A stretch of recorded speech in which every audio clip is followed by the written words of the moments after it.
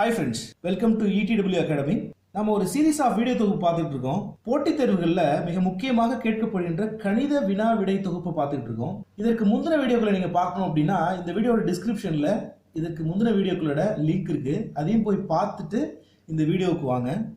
இந்த வீடியோவில் நம்ம பார்க்க போற ஏரியா என்ன அப்படின்னு பார்த்தீங்கன்னா முக்கோணத்தை பத்தி ஒரு சில முக்கியமான விஷயங்களை இந்த வீடியோவில் நம்ம கவர் பண்ண போறோம். முதல் விஷயம் என்ன அப்படின்னு பார்த்தீங்கன்னா ஒரு முக்கோணத்தின் 3 கோணங்கள் கொடுத்துருவாங்க. ஒரு முக்கோணம், இது வந்து எஸ்ஐ எக்ஸாம் 2015 கேட்ட கேள்வி. ஒரு முக்கோணத்தின் 3 கோணங்கள் கொடுத்துருவாங்க. ஒரு முக்கோணத்தில் எத்தனை கோணம் இருக்கும்? ஒரு முக்கோணத்தில் கண்டிப்பாக 3 கோணங்கள் இருக்கும் இல்லையா? இது ஒரு முக்கோணம்னு வச்சுப்போம். இது ஒரு கோணம், இந்த கோணத்துக்கு பேர் ஏன்னு வச்சுக்கலாம். இது ஒரு கோணம், இந்த கோணத்துக்கு பேர் பின்னு வச்சுக்கலாம். இது ஒரு கோணம், இந்த கோணத்துக்கு பேர் சின்னு வச்சுக்கலாம். சரிதானே? எந்த ஒரு முக்கோணமாக இருந்தாலும் இது ஒரு முக்கோணம் இல்லை? இந்த முக்கோணத்துலேயும் 3 கோணங்கள் இருக்கு. நான் இந்த கோணத்தை ஏன்னு வச்சுக்கிறேன், இதை பின்னு வச்சுக்கிறேன், இதை சின்னு வச்சுக்கிறேன். அது எந்த முக்கோணமாக இருந்தாலும் அதோட ப்ராப்பர்ட்டி என்ன தெரியுமா? ஏங்கிறது முதல் கோணம், பிங்கிறது இரண்டாவது கோணம், சிங்கிறது மூன்றாவது கோணம். கோணங்களை கூட்டினீங்கன்னா ஏங்கிறது ஒரு கோணம், பிங்கிறது ஒரு கோணம், சிங்கிறது ஒரு கோணம். ஆங்கிள்னு சொல்லுவோம், ஆங்கிள்னு இங்கிலீஷில் சொல்லுவோம்.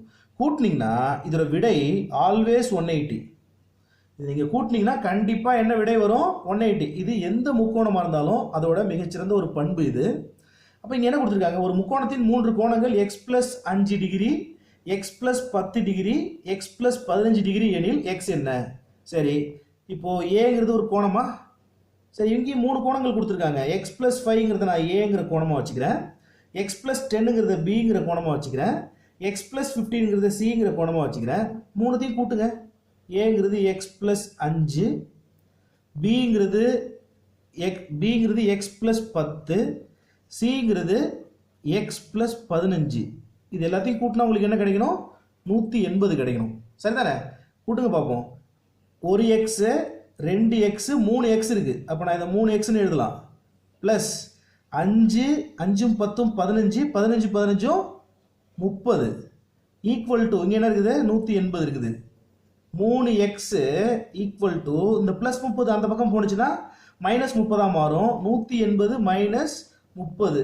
3x is equal to 180ல 30 போயிடுச்சுன்னா மீதி 150.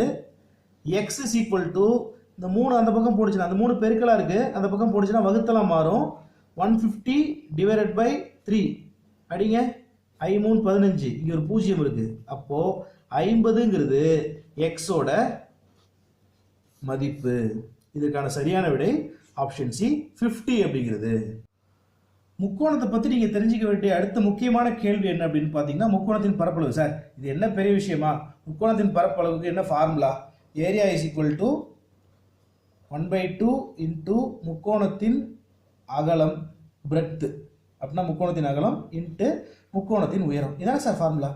முக்கோணத்தின் அகலமும் உயரமும் மட்டும் கொடுத்துருந்தா தான் இந்த ஃபார்முலா அப்ளிகபிள் ஆகும். ஒரு முக்கோணத்துக்கு 3 பக்கங்கள் இருக்கு இல்லையா? 3 பக்கங்கள். இந்த ஃபார்முலா எதுக்கு அப்ளிகபிள் ஆகும் அப்படின்னு பார்த்தீங்கன்னா இந்த மாதிரி முக்கோணங்களுக்கு. சரிதானே? இந்த கோணம் என்னவா இருக்கும்னா 90 டிகிரியா இருக்கும். அந்த மாதிரி இருந்தால் இந்த ஃபார்முலா தான், ஒன்றும் பிரச்சனை இல்லை. ஆனால் முக்கோணம் அப்படிங்கிறது இப்படி இருக்கிறதா வச்சுப்போம். 3 பக்கங்களும் வெவ்வேறையா இருந்துச்சுன்னா, முதல் பக்கம் பாருங்க 70, 80, 90 3 பக்கங்களும் வெவ்வேறவா இருந்ததுன்னா அதுக்கு பரப்பளவு கண்டுபிடிக்கிறதுக்கு ஃபார்முலா இது இல்லை. நல்லா கேட்டுக்கோங்க. இந்த மாதிரி உயரம் நீளம் மட்டும் கொடுத்துருந்தாங்கன்னா அதுக்கு இந்த ஃபார்முலா. ஆனால் ஒரு முக்கோணத்தின் 3 பக்கங்களும் வித்தியாசமாக இருந்ததுன்னா, தனித்தனியாக இருந்ததுன்னா, யூனிக்காக இருந்துச்சுன்னா அதுக்கு நாம் இந்த ஃபார்முலாவை பயன்படுத்த முடியாது. இந்த மாதிரி சமபக்கம் இல்லாத முக்கோணங்களுக்கு நாம் என்ன ஃபார்முலா யூஸ் பண்ணுவோம்னா, முதல்ல அதோட சுற்றளவு என்னன்னு தெரிஞ்சுக்கணும். சுற்றளவுக்கு ஃபார்முலா என்னன்னா பக்கம் 1 ப்ளஸ் பக்கம் 2 ப்ளஸ் பக்கம் 3. பக்கம் 1 x, பக்கம் 2 y, பக்கம் 3 zன்னு வச்சுப்போம். x plus y plus z தான் அதோட முக்கோணத்தின் சுற்றளவு. அரை சுற்றளவுங்கிறது என்ன? சுற்றளவு டிவைடட் பை 2 அப்படிங்கிறது தான் அரை சுற்றளவு. சுற்றளவை பாதியா பிரிச்சுக்கிறது. சரி, பரப்பளவு எப்படி கண்டுபிடிக்கிறது?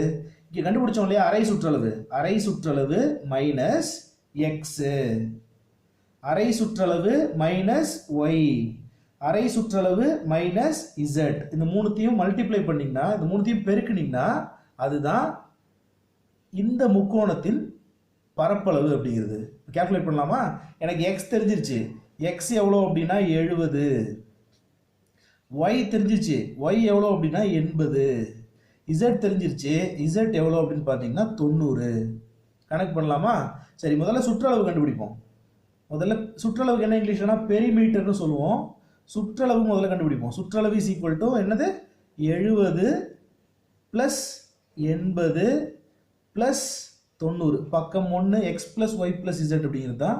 மூணுத்தையும் கூட்டினா 9 8 17 17 7 24, அதாவது 240 இல்லையா? மூணுத்தையும் கூட்டினா இப்போ 240. சரி, அரை சுற்றளவு எவ்வளோன்னு கண்டுபிடிங்க.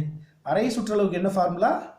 அரை சுற்றளவு என்ன ஃபார்முலா அப்படின்னா சுற்றளவு divided by 2, therefore 240 divided by 2 120. சரிதானே? சரி, இப்போ பரப்பளவுக்கு என்ன ஃபார்முலா பார்த்தோம்? இது பாருங்க, பரப்பளவுக்கு என்ன ஃபார்முலா? அரை சுற்றளவு மைனஸ் பக்கம் 1னா எக்ஸ் இன்டூ அரை சுற்றளவு மைனஸ் பக்கம் 2னா ஒய் இன்டூ அரை சுற்றளவு மைனஸ் பக்கம் 3னா இசட். கண்டுபிடிக்கலாமா? பரப்பளவு இஸ் ஈக்குவல் டு அரை சுற்றளவு எவ்வளோ கண்டுபிடிச்சிருக்கோம்? 120 மைனஸ் எக்ஸ் எவ்வளோ 70 இன்டூ 120 மைனஸ் 80 இன்டூ 120 மைனஸ் 90. இசட்டோட வேல்யூ 90. சிம்பிளிஃபை பண்ணலாமா? முதல்ல பிராக்கெட்டில் உள்ளது தான் பண்ணும் இல்லையா? போர்ட் மாஸ் ஃபார்முலா படி முதல்ல பிராக்கெட்டு 120லேருந்து 70 போயிடுச்சுன்னா 50 இன்டூ 120 மைனஸ் 80 40 இன்டூ 120 மைனஸ் 9 30. இது எல்லாத்தையும் மல்டிப்ளை பண்ணிங்கன்னா 5 20 23 60, 5 20 23 60, மீதிக்கு இங்கே ஒரு சைஃபர் இருக்குது, இங்கே ஒரு சைஃபர் இருக்குது, இங்கே ஒரு சைஃபர் இருக்குது. 1 2 3. அப்போது இந்த முக்கோணத்தின் பரப்பளவு அப்படிங்கிறது 60,000 சதுர மீட்டர்கள். புரிஞ்சுதா? போட்டித் தேர்வுகளில் கேட்கின்ற மிக முக்கியமான கணித வினா விடைய ஒரு வீடியோ சீரீஸாக பார்த்துக்கிட்டு இருக்கோம். இந்த சீரீஸில் மேற்கொண்டு நிறைய வீடியோக்கள் வர இருக்கின்றன. அந்த வீடியோக்களையும் நீங்கள் பார்க்கணும் அப்படின்னா சப்ஸ்கிரைப் பண்ணுங்கள் இந்த சேனலை. நோட்டிஃபிகேஷன்ஸை உடனே தெரிஞ்சுக்கிறதுக்கு பெல் பட்டனை ப்ரெஸ் பண்ணுங்கள். இந்த வீடியோ உங்களுக்கு பிடிச்சிருந்துச்சுன்னா லைக் பண்ணுங்கள். இந்த வீடியோ குறித்த உங்களது மேலான கருத்துக்களை நாங்கள் தெரிந்து கொள்ள கமெண்ட் பண்ணுங்கள்.